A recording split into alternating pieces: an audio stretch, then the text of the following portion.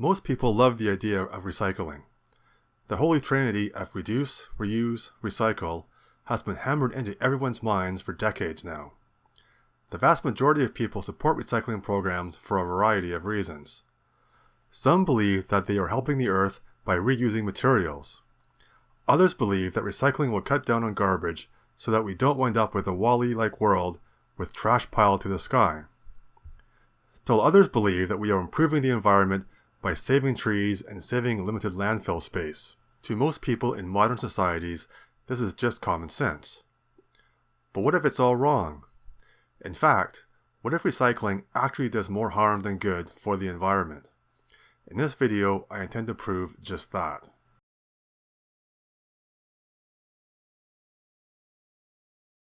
First of all, I think we can all agree it only makes sense to recycle materials if it costs less and thereby uses less materials to recycle a good as opposed to just making a new one. Let's look at it in terms of trees. Let's say that you have a paper box you want to recycle. If you have to cut down 3 trees to recycle the box as opposed to only using 1 tree to create a new one, then in this case recycling is actually wasteful and doesn't make any sense. Now, the real world is much more complicated, but the principle is the same.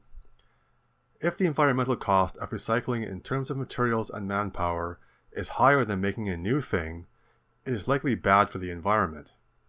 But how can we tell? Thankfully, although it's not perfect, we have one. It's called the price system. If it costs less to recycle a good than make a new one, then it likely makes environmental sense to do so. A lower recycling price is a strong indication that it is using less resources than making something new. This is why, without any kind of government mandates, a market should spring up to collect goods to recycle if it is environmentally sound.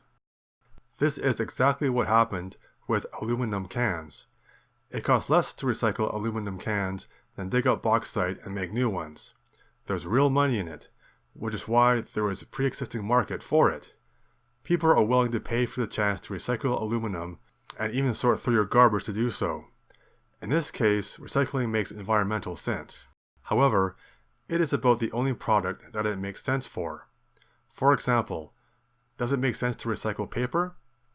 From what you've learned, the answer is likely no, as there is no pre-existing market for paper. People didn't go through your garbage to collect used paper, unlike aluminum cans. What the high price of recycling paper reflects, in this case, is the higher environmental costs in terms of machine processes and manpower used in the recycling process. For example, more garbage trucks and more manpower is needed to get, sort, and transport the paper in the first place. Then there is a tremendous amount of solid waste and sludge generated from the de-inking process. There is also a problem with water pollution, as an extra 5,000 gallons of wastewater is discharged for every ton of paper that is recycled. This is all costly and bad for the environment. One argument you might have is that even if all the above is true, at least it saves trees, right? Wrong. The fact of the matter is that we get trees to make paper from tree farms, not virgin forests. Trees are a crop, just like potatoes. Just like we don't cut down virgin potato fields to make French fries, we don't cut down virgin forests to make paper. This is why there is now 3 times as many trees in the US as there was in 1920. We literally grow trees like a crop. It sounds counterintuitive, but if you want more trees, don't recycle. Just like paper, it makes no sense to recycle plastic either, and for the same reasons.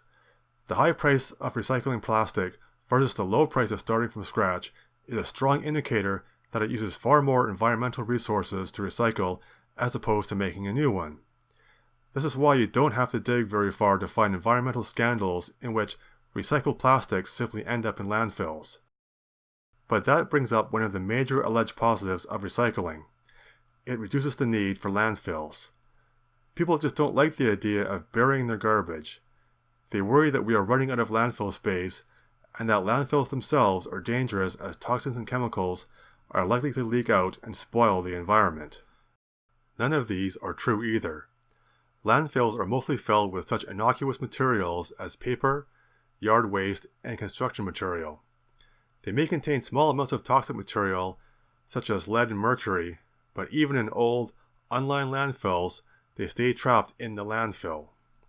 What's more, modern landfills are lined with clay and plastic and come equipped with drainage and gas collection systems, are covered daily with soil, and are monitored for ground leaks.